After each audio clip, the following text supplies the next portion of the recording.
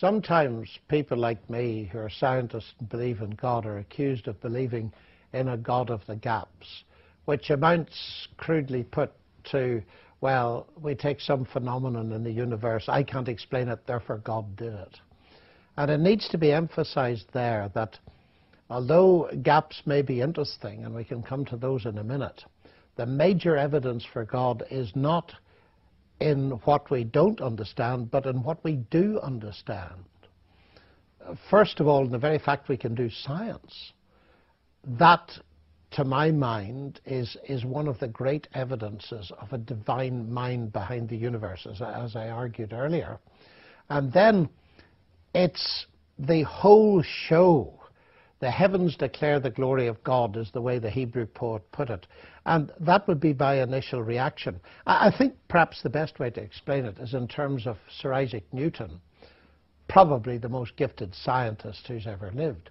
When he discovered his law of gravitation, he didn't say, now I understand how the planets move, so I don't need God. Not at all. In fact, the more he understood, the more he worshipped God who'd done it that clever way. So he wasn't believing in a God of the gaps. I can't explain it, therefore God did it. He was saying, I can explain it to a certain extent. And these explanations are so wonderful, and they can be compressed so brilliantly into mathematical formulae, that that is evidence of God.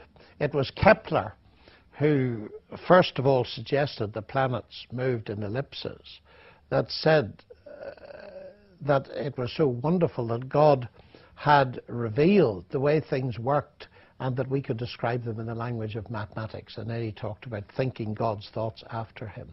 All of these people, their worship for God and their admiration and faith in God was increased by what they understood, not by what they didn't understand.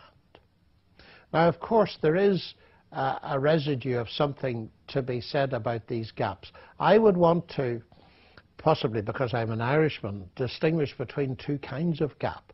There's the bad gap. That is, at a certain stage in science, we can't explain it. But then, as science develops, we will be able to explain it. I call those bad gaps. But then there could just be gaps in knowledge that are widened by science or increased by science. And one of those, which I discuss in detail in my book, has to do with the origin of life.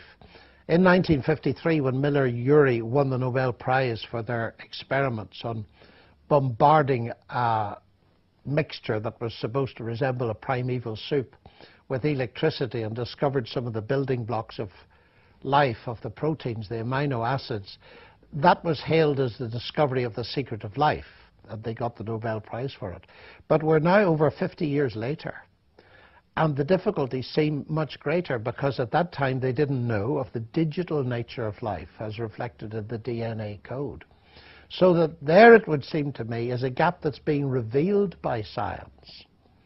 But it's a much more complex thing to go into that. So to sum that point up, I think I would want to say this, that no, I don't believe in a God of the gaps. That is, my faith in God does not depend in me using God as a place filler for the bits of the universe that I don't yet know how to explain scientifically.